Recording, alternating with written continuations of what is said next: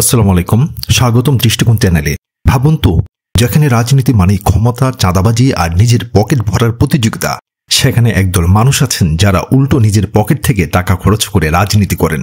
আরও অবাক করা বিষয়, এই দলটিকে ভালোবাসেন শুধু মুসলমান নয়, হিন্দুরাও। কি সেই দল? কেন তারা এত আলাদা? আজ দৃষ্টিকোণে তুলে ধরছি সেই চমকপ্রদ কাহিনী, যা হয়তো আপনার রাজনৈতিক দৃষ্টিভঙ্গি বদলে দেবে। জামায়াতের রাজনীতি আর অন্যান্য দলের রাজনীতির পার্থক্য এখানেই লুকিয়ে আছে। অন্য দলের নেতাকর্মীরা টাকা সম্পদ পাওয়ার জন্য রাজনীতি করে, কিন্তু জামায়াতের কর্মীরা নিজের টাকা সম্পদ দলকে দিয়ে রাজনীতি করে। এই কথাগুলো লিখেছেন কৃষ্ণারানী বালা নামের একজন হিন্দু নারী তার নিজের ফেসবুক ওয়ালে। তিনি জামাত ইসলামের বাইতুল মাল গ্রহণের একটি রসিদ শেয়ার করে এমন অভিব্যক্তি প্রকাশ করেছেন। কৃষ্ণারানী তুলে ধরেছেন জামাতের রাজনীতির মূল পার্থক্য অন্য সব রাজনৈতিক দলের সাথে। তার মতে বিএনপি, আওয়ামী লীগ, জাতীয় পার্টি, এনসিপির মতো দলগুলোর কর্মীরা নিজেদের পকেট ভরার জন্য দলে যোগ দেয়, কিন্তু জামাত ইসলামীতে যোগ দিতে হলে উল্টো নিজের পকেটের টাকা খরচ করতে হয়। অন্যরা যখন চাঁদাবাজি, ছিনতাই, ডাকাতিতে ব্যস্ত, তখন জামায়াত কর্মীরা মান উন্নয়নে এবং মানুষের সমস্যা সমাধানে ব্যস্ত। কিন্তু কৃষ্ণারানীর এই ফেসবুক পোস্ট ভাইরাল হওয়ার পর বিএনপি লোকেরা অপপ্রচার শুরু করে। তারা বলতে থাকে জামায়াত কত বড় চাঁদাবাজের দল যে তারা শেষমেশে একজন হিন্দু নারীকেও ছাড় দেয়নি। তারা জোর করে ভয় দেখিয়ে ওই নারীর কাছ থেকে প্রতি মাসে 500 টাকা নিচ্ছে। বিএনপির এমন অপপ্রচারের জবাবও সঙ্গে সঙ্গে দিয়েছেন কৃষ্ণারানী। তিনি লিখেছেন, অনেকে বলছে জামাত জোর করে আমাদের থেকে টাকা নিচ্ছে। আসলে বিষয়টা একদম ভিন্ন। আমাদের ফ্যামিলি থেকে অনেক আগে থেকেই আর্থিক অংশ জামাতের অমুসলিম শাখায় স্বেচ্ছায় দিয়ে থাকি। আমার ছোট বোন, মেজ বোন, দাদারা সবাই কম বেশি দিয়ে থাকেন, এবং এই টাকাগুলো আমাদের সমাজের কল্যাণে ব্যয় করেন তারা। তার মানে টাকাটা কোথায়, কোন কাজে, কোন খাতে কত খরচ হয় তার ফিরিস্তু জানেন এই নারী। জামায়াত টাকা খায় না, খরচ করে সমাজের জন্যই। সমাজের পিছিয়ে পড়া মানুষদের সহায়তায়। বিএনপি তার এই কাজের সমালোচনা করলেও জামাত শিবিরের সমর্থকরা তার প্রশংসায় পঞ্চমুখ।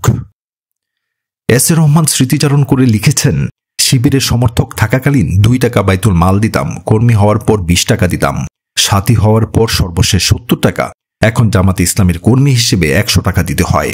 এখানে টাকা দিয়ে আল্লাহর রাস্তায় কাজ করতে হয়।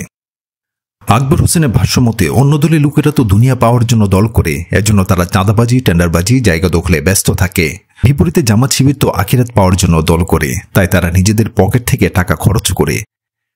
নেটিজেনরা বলেছেন, হিন্দুদের মাঝে আসলে জামাতের জনপ্রিয়তা বাড়ছে। এটা তার একটা বড় প্রমাণ। সারা দেশে বিশেষ করে 5 আগস্টের পর যখন হিন্দুদের ঘরবাড়ি ও মন্দির ভাঙচুর করছিল সুযোগ সন্ধানীরা, তখন জামাত শিবিরের নেতাকর্মীরা সারা রাত জেগে থেকে তাদের অতন্ত্র প্রহরী হিসেবে পাশে দাঁড়িয়েছে, সহযোগিতা করেছে। আর এ কারণে জামাত ইসলামীর প্রতি আলাদা ভালোবাসা তৈরি হয়েছে হিন্দুদের মধ্যে।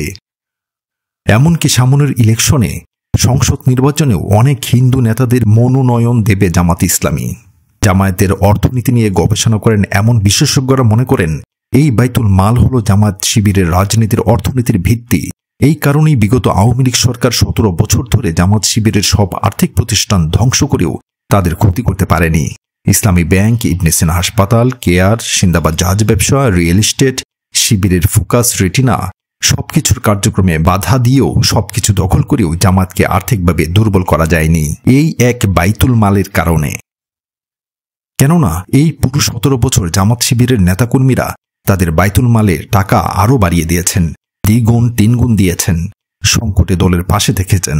আবার দল থেকেও জেল জুলুম নির্যাতনের শিকার লাখ লাখ নেতাকর্মীদের পাশে এই বাইতুল মালের টাকা দিয়েই সহযোগিতা করেছে জামায়াত। শহীদ পরিবারকে সহযোগিতা, লীগের মারপিটে পঙ্গুত্ব বরণকারী কর্মীদের পাশে থাকা, জেলে থাকা নেতাকর্মীদের জামিন, এমন নানা কাজে হাজার হাজার কোটি টাকা যে খরচ হয়েছে, তার উৎস একটাই, এই বাইতুল মাল।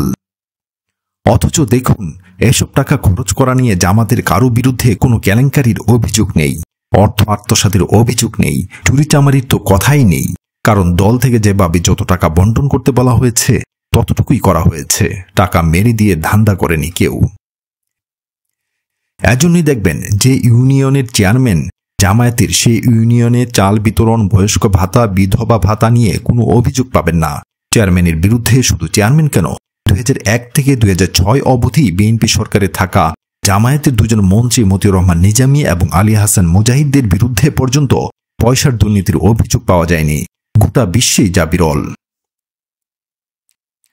আগামীতে মানুষ তাই জামাত শিবিরকে ক্ষমতায় দেখতে চায়, দুর্নীতি শোষণবিহীন সমাজ গড়ার স্বপ্ন বাস্তবায়ন করতে চায়। জহির আরাফাত নামে একজন লিখেছেন, অনিতা ম্যাম ৩,০০০ টাকা দিতেন, মৃত্যুর কয়েকদিন আগে তিনি আমাকে একটা রসিদও দেখিয়েছেন আর বলেছেন আমি যেন কাউকে কিছু না বলি, তাহলে ওনার ক্ষতি হবে। প্রদীপ হালদা নামে আরেক হিন্দু ভাই লিখেছেন, বাংলাদেশ জামাত ইসলামী কোনো একক ব্যক্তি সম্পদ নয়, এটা বাংলাদেশের সকল মানুষের সংগঠন। কৃষ্ণা ম্যাডাম এবং প্রদীপ স্যারেরা যদি জামাত ইসলামকে ভালোবাসতে পারেন, তাহলে আপনাদের প্রতিও উদাত্ত আহ্বান, আসুন আমরা সবাই বাংলাদেশ জামাত ইসলামীকে ভালোবাসি, সুন্দর একটা সমাজ গড়ি, সুন্দর একটা দেশ গড়ার প্রত্যয় ব্যক্ত করি। আজকের এই ভিডিও কেমন লাগলো? বাইতুল মাল সম্পর্কে আপনার অভিজ্ঞতা বা মতামত কমেন্ট করে জানান। যদি এই চ্যানেলে নতুন হন তাহলে অবশ্যই সাবস্ক্রাইব করুন দৃষ্টিকোণকে এবং বেল আইকন প্রেস করে রাখুন যাতে নতুন ভিডিওর নোটিফিকেশন পাওয়া যায়। আরও এমন সত্যিকারের গল্পের জন্য লাইক করুন এবং শেয়ার করুন। ধন্যবাদ, আবার দেখা হবে। আসসালামু আলাইকুম।